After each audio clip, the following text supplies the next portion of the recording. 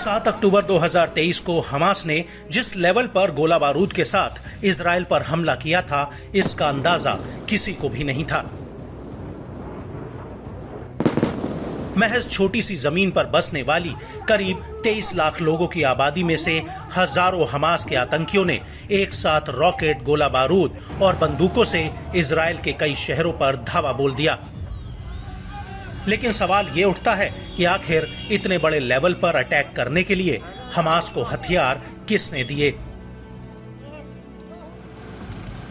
चूंकि इजराइल 2005 में गाजा से अपनी सेना और सेटलर्स को वापस बुला चुका था और 2006 में गाजा पूरी तरह से हमास के कंट्रोल में चला गया था, लेकिन इसके बावजूद गाजा के आसमान, जमीन और समुद्री इलाके पर इजराइल ने लगाम कसकर रखी थी ताकि हमास ईरान और लेबनान के हिजबुल्लाह जैसे आतंकी संगठनों से हथियार जुटाकर और ताकतवर ना हो जाए। लेकिन इसके बावजूद हमास गोला बारूद का जखीरा जुटाने में सफल हुआ। गाजा के जमीनी बॉर्डर मिस्र और इजराइल से लगते हैं, जिस पर सख्ती से नियंत्रण रहता है, और गाजा दो तरफ से इजराइल से घिरा हुआ है। उसका कुछ हिस्सा मिस्र से लगता है और उसका पश्चिमी हिस्सा भूमध्य सागर की तरफ है, जहां पर इजरायली सेना गाजा के लोगों को समुद्र में करीब 19 किलोमीटर तक आवाजाही करने देती है। लेकिन इसके बावजूद स्मगलर्स हथियारों को भूमध्य सागर के किनारे तक छोड़ने में सफल हो जाते हैं और इन हथियारों की सप्लाई हमास तक हो जाती है। इजराइल द्वारा समुद्री नियंत्रण के बावजूद आम स्मगलर हमास को हथियारों की सप्लाई कर रहे हैं। वहीं दूसरी तरफ गाजा से मिस्र के लिए कई अंडरग्राउंड सुरंगें जाती हैं, जिनका इस्तेमाल हमास हथियारों की सप्लाई के लिए करता है, और ये सुरंगें गाजा में हथियारों की स्मगलिंग का सबसे बड़ा नेटवर्क है।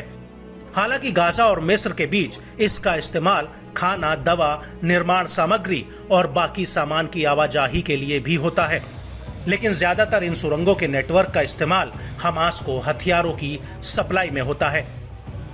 हालांकि 2013 में मिस्र ने ऐसी कई सुरंगों को नष्ट कर दिया था। इससे पहले 2009 में इन सुरंगों में बैरियर लगा दिए गए थे। 2013 और 2014 में मिस्र की सेना ने करीब 1200 सुरंगें नष्ट कर दी थी। आपको बता दें कि इन सुरंगों से ईरान हमास को फज्र 3, फज्र 5, अनगाइडेड जमीन से जमीन पर वार करने वाले रॉकेट और M302 रॉकेट्स को ईरान और सीरिया से सप्लाई करने के लिए किया जाता है।